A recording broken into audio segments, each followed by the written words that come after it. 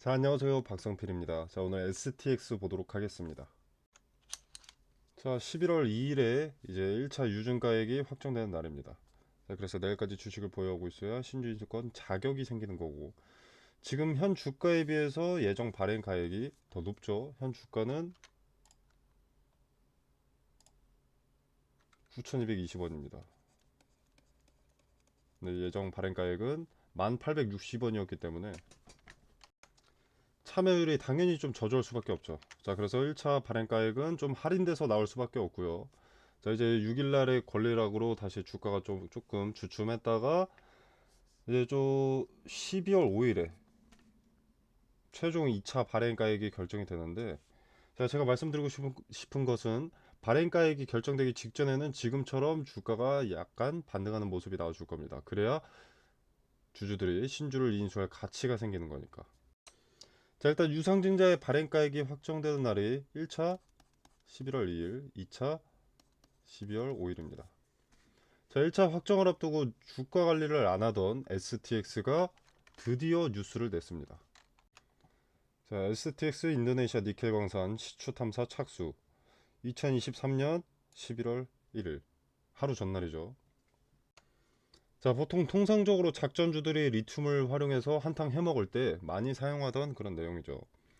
자, 다른 점은 리튬이 아니라 니켈인 점. 자, 물론 STX는 실체가 없는 것은 아닙니다. 실체는 있습니다. 합작 법인이 있고 광물 사업권을 확보했고 채굴권과 재련권을 얻기 위한 인허가 절차를 밟는 중입니다. 그리고 운송 판매까지 가능한 부분이기 때문에 허상의 재료가 아닌 것은 분명한데, 중요한 건 지금에서야 내보내는 것이 중요합니다. 자, 유상증자 때문에 기업 측에서 자체적으로 내용을 숨겼다고밖에 못하죠. 1차 발행가액 확정 전날 밝힌 거니까.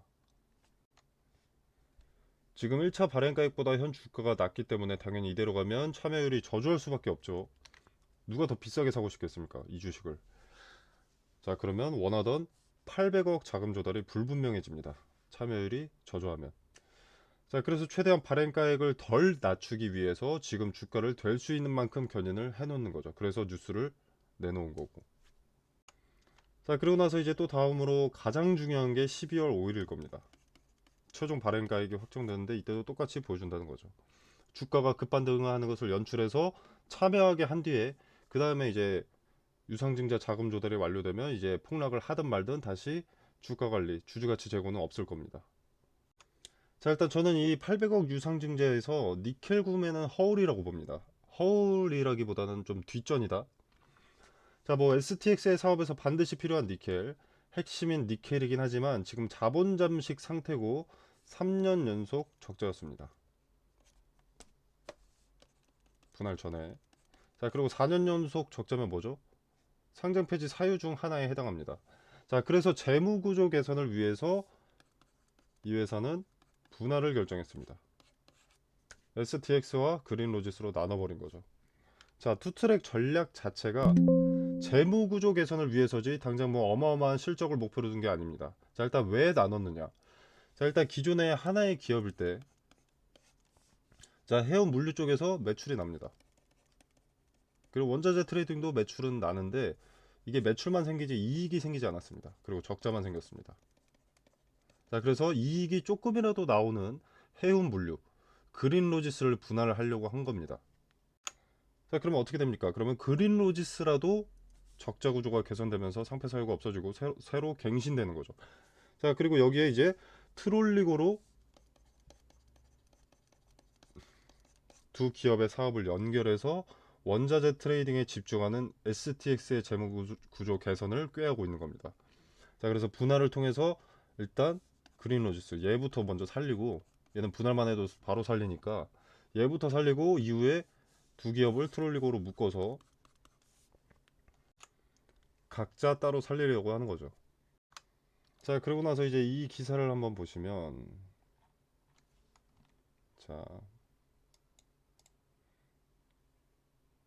24년 1월 이후부터는 현지에서 니켈 판매 그리고 운송 사업을 개시한다는 계획이다 라고 되어 있죠. 자, 여기서 요 니켈 판매는 STX죠. 원자재 트레이딩에 집중하는 STX. 그리고 운송 사업은 그린로지스.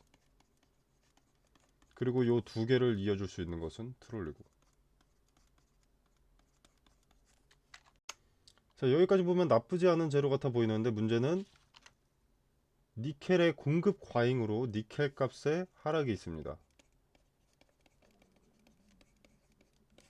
그리고 전 세계 전기차 시장의 판매 부진. 자, 업계의 수요는 적어졌는데 공급만 많다는 거죠. 그래서 중장기 투자로 볼 종목은 아닙니다. 가장 기본적인 것은 전기차 판매량의 급반등이 있어야지 그 전기차나 관련 원자재들의 반등이 있을 수 있습니다. 수요가 없으면 여러 경쟁사들도 단가를 낮출 수밖에 없습니다. 그러면 계속 니켈 값은 하락한다. 자, 그리고 또 여기 보면은 뭐 유상증자로 수혈한 자금 중에서 40%에 가까운 돈을 니켈 구매에 사용한 셈이다 라고 되어 있는데, 자, 뭐 니켈 구매가 핵심인 것처럼 얘기를 해놨지만 사실 요 800억의 유상증자 50%는 비탄감에 있습니다.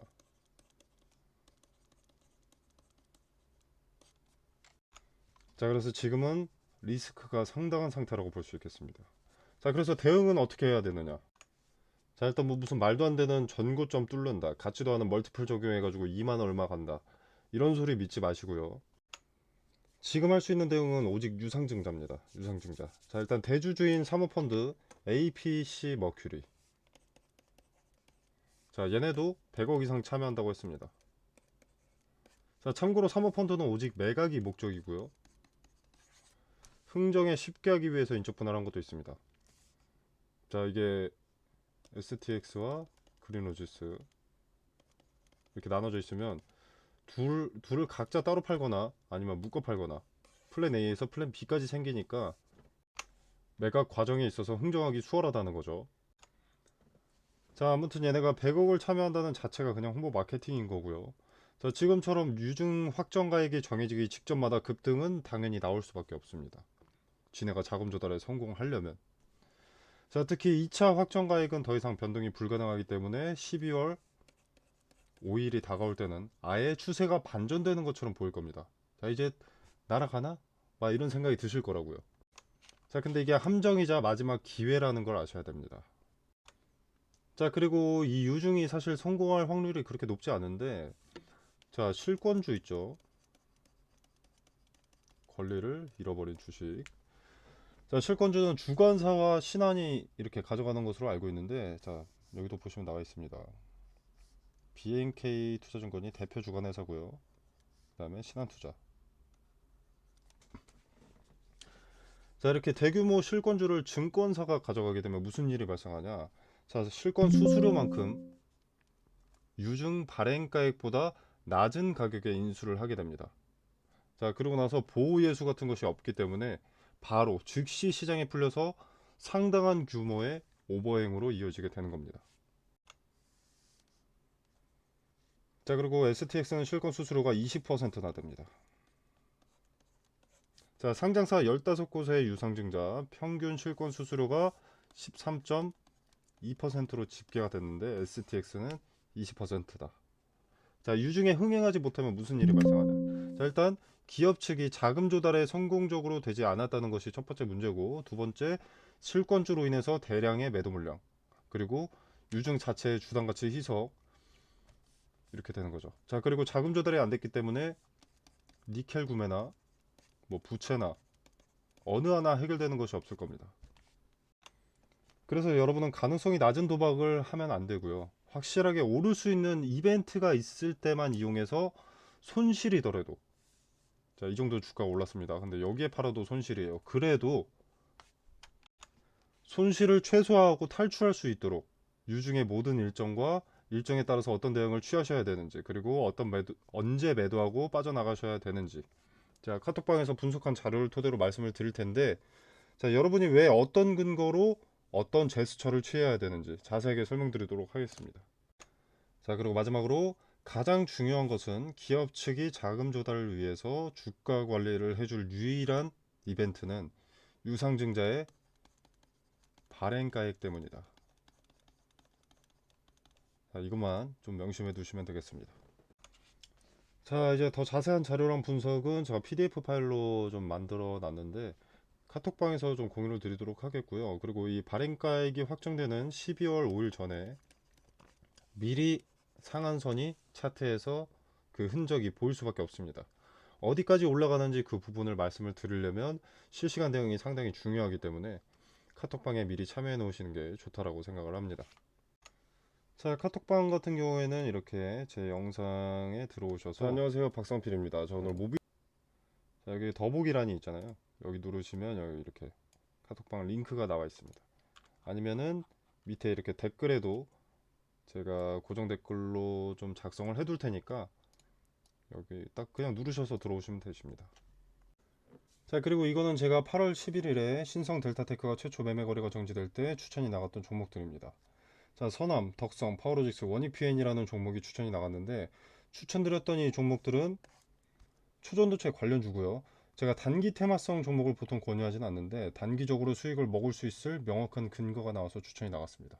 자, 그 근거로는 대장주인 신성 델타테크의 단기 급등으로 매매 거래가 정지 기준가를 넘는 것을 포착을 했고요. 그리고 종가가 기준가를 넘어서 마무리되어가는 과정에 장 마감 직전에 수급이 테마 후발주들 서남, 덕성, 파워로직스, 원익PN이 여기에 몰리는 것을 포착했습니다. 자, 대장주인 신성 델타테크가 매매가 되지 않는다는 것은 관련 테마주의 급등을 예고하는 것이고 장 마감 직전에 그 수급의 이동을 포착을 했기 때문에 시초의 베팅을 추천했습니다. 자, 단 함정의 가능성도 있기 때문에 거래대금이 오전장에 300억 이상 몰리는 종목에다가 매수를 하라고 설명을 드렸고요. 자, 그래서 이 종목들의 수익을 좀 보여드리자면 원익PN이 자, 8월 11일 다음 거래일 종가 16.8% 올랐고요. 그 다음 날도 11.68%가 올랐습니다. 자, 서남 8월 11일 그 다음 거래일 상한가, 그 다음 거래일 상한가. 덕성 8월 11일 상한가, 상한가. 파워로직스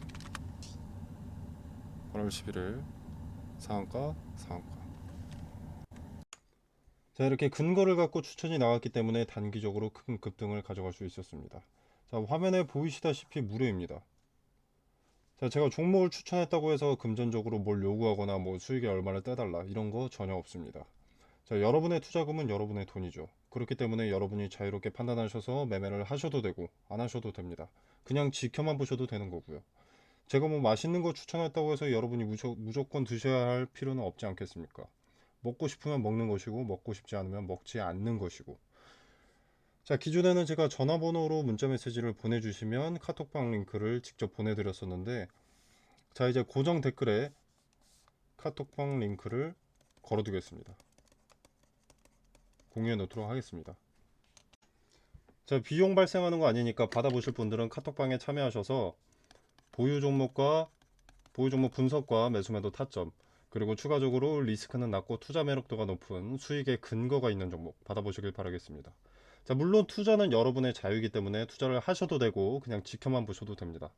제가 말씀드리는 종목이지만 수익이 나는지 안 나는지 먼저 지켜보시고 판단이 서시면 그때 투자하시는 게 좋다고 봅니다. 그래야 여러분의 리스크가 낮아지니까요.